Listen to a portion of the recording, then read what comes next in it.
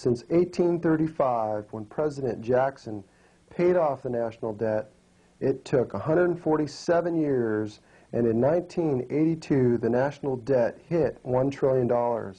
Then it only took another 4 years to go to $2 trillion. In 1989, the national debt hit $3 trillion. The interest payments alone in fiscal 1989 amounted to more than $240 billion. The total amount collected from individual income taxes was only $445 billion. In other words, more than half of what the Americans pay in federal income taxes goes into the pockets of the Illuminati bankers. It is clear that the United States is literally at the mercy of a huge private monopoly controlled by a handful of unelected men, the Illuminati. Now we know how the Illuminati control the economy by controlling the money supply. Now let's look at how they control the governments of the world.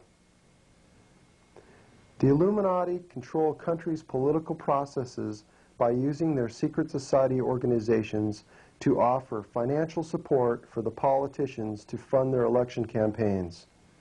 If you are a cooperative member, you receive the campaign donations from its members. If not, then you have a tough time funding your campaign. As long as your views and votes are cast the way the Illuminati-controlled corporations wants, you're in office. As soon as your views support the citizens that are being robbed blind, then you're out. The roundtable groups represent the Illuminati in many countries. Offshoot groups are formed from them to keep a tight security from outsiders. In 1919, the British Roundtable Group established the Royal Institute for International Affairs, also known as Chatham House. This group manipulates and controls the British Parliament.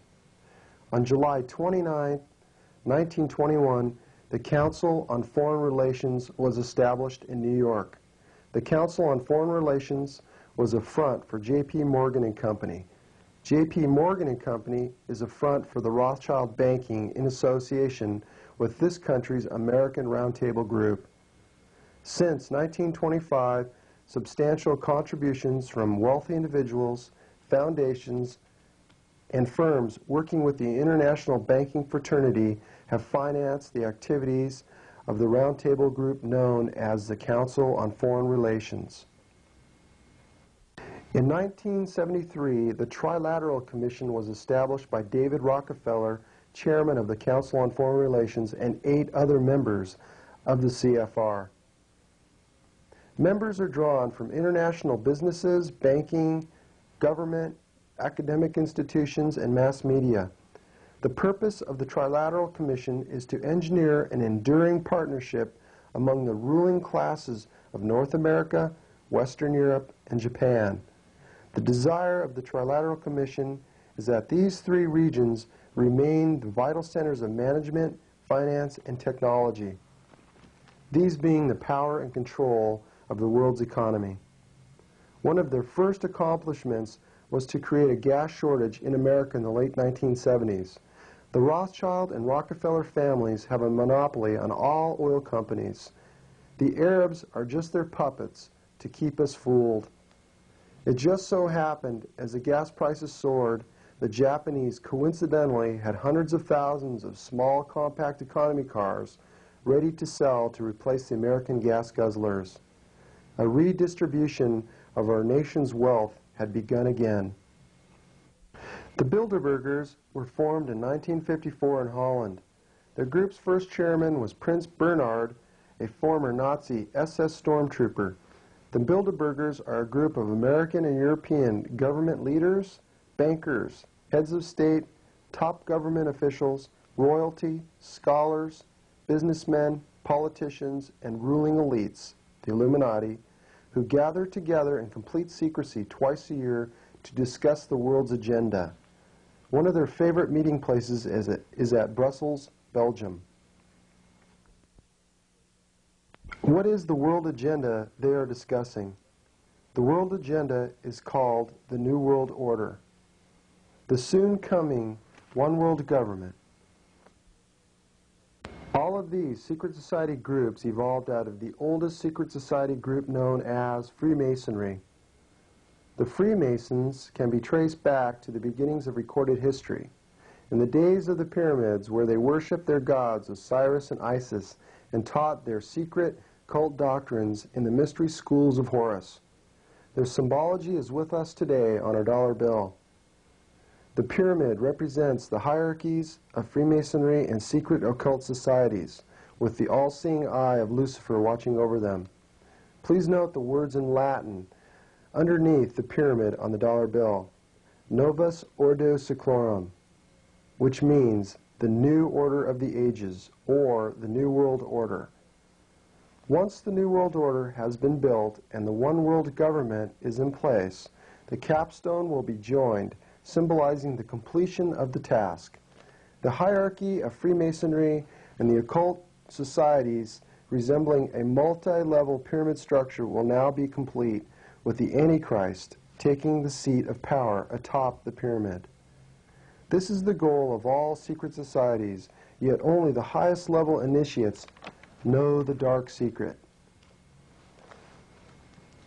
Their plan consists of building a one-world government with the foundation to be built on the United Nations. The United Nations was established in February of 1945 at the Yalta Conference at the end of World War II. Churchill, Roosevelt, and Stalin were all Freemasons. And all three countries, Russia, England, and the United States, are all backed by Illuminati money.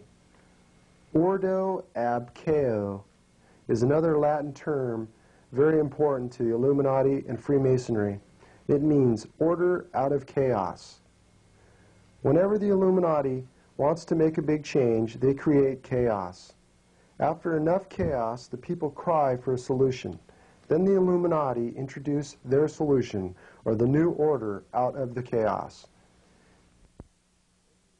History always repeats itself, and if you are awake and properly educated, you can detect the similar signs from the past to see future events coming before they arrive. The last time the Illuminati tried to create their one-world government was with Adolf Hitler. The international bankers created the Great Depression of 1929 to shift the wealth from America to Germany.